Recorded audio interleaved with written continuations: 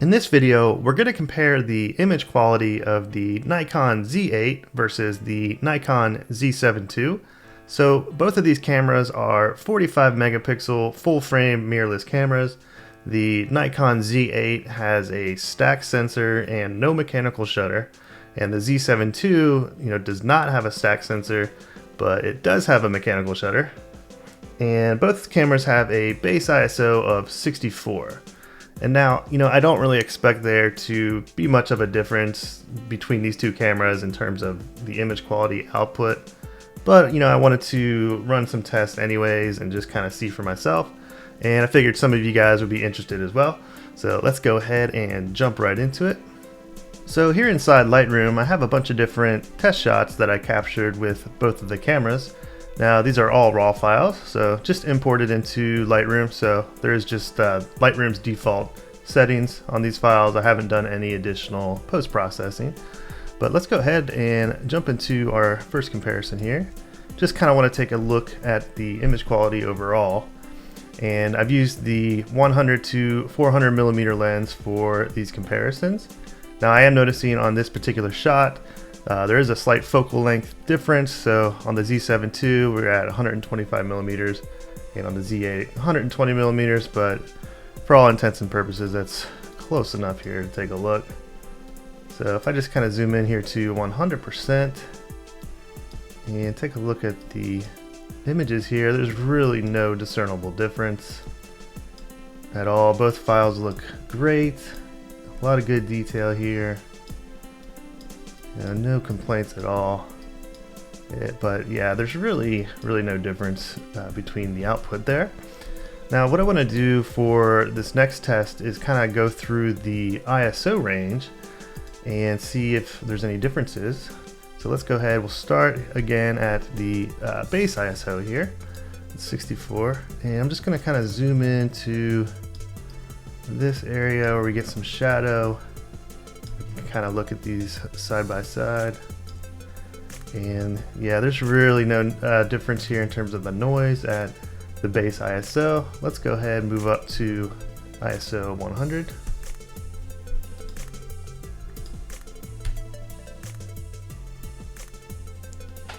So here at ISO 100, again, really no difference in terms of noise performance between the two cameras here. Here at ISO 200, kind of the same thing, no difference. Both files are holding up real nice. Really no discernible noise.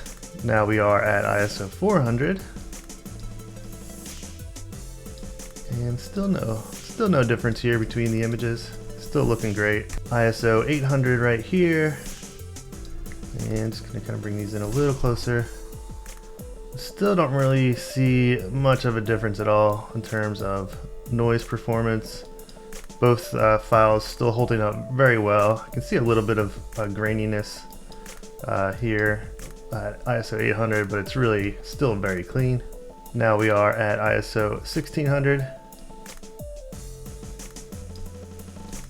And still not really seeing any significant difference in the noise.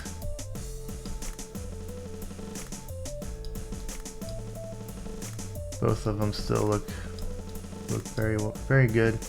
So here we are at ISO 3200, and the noise is still very comparable here. Not really seeing too much of a difference. So here we are now at ISO 6400, and the noise levels between these two files look very close still. I can't really say that one is necessarily better than the other. I do feel like I see maybe slightly more here on the Z7 II, but the difference is very negligible. Here we are now at ISO 12800, and the noise is still very comparable. Obviously at this high of an ISO, things are getting very noisy. And now we are at ISO 25600, and kind of the same story here. The noise difference, there really isn't much of a noise difference between these two cameras. At these higher ISOs, both of them are very noisy. For this next test, I have some intentionally underexposed images. And what we're going to do here is bring the exposure back up. So in this case, we will boost it by 3 stops. And I'm just going to copy that setting, paste it into this file. And really not much of a difference here with the 3-stop exposure boost in terms of noise or just overall image quality. Both of these cameras are holding up very well to that type of adjustment. Alright, and I have another image here that I underexposed by 3 stops, so I'm just gonna paste that adjustment in there.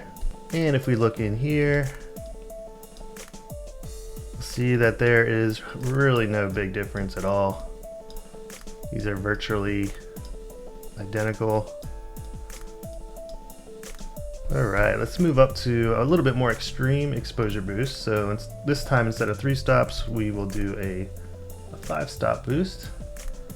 So lift that up, copy that setting, and I'm going to paste it into all 3 of these.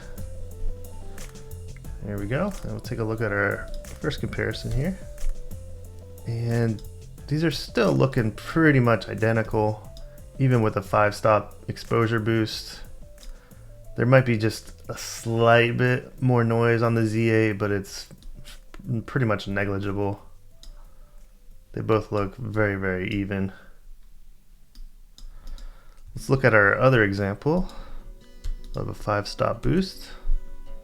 And pretty much same thing. I'm not seeing any real difference. Maybe, again, maybe a slight bit more noise on the Z8 in some of these darker shadow areas, but it's negligible. You gotta kind of really be looking for it.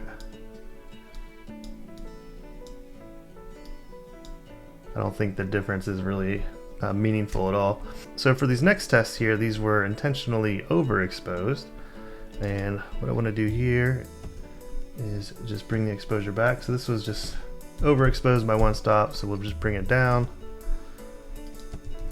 and we'll sync it up with this file. Take a look, and again, the images pretty much look identical. I was able to bring that exposure back down. Alright, let's look at this next test. So these are intentionally overexposed by 2 stops this time. So let's go ahead and bring this back down by 2 stops.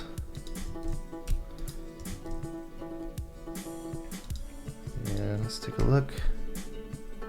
And there's really no difference here by bringing the exposure down by 2 stops.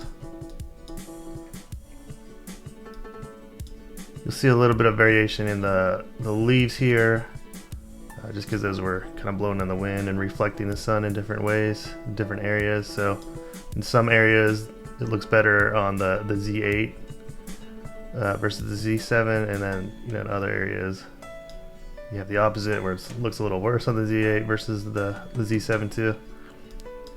Alright, so let's go ahead and summarize the results here. So, we looked at the overall image quality, we looked at the ISO range, and we also did some underexposure and overexposure tests. And in all the comparisons that I looked at, there really doesn't seem to be any meaningful difference at all between the image quality of these 2 cameras. I mean, both cameras produce, great image quality and can handle higher ISOs pretty much equally as well. And in the underexposure and overexposure tests, I also didn't see any significant difference there either.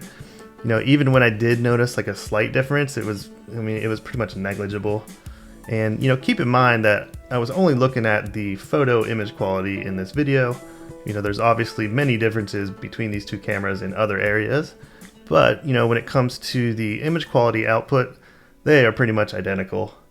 But anyways, that is it for now. I will see you on the next video.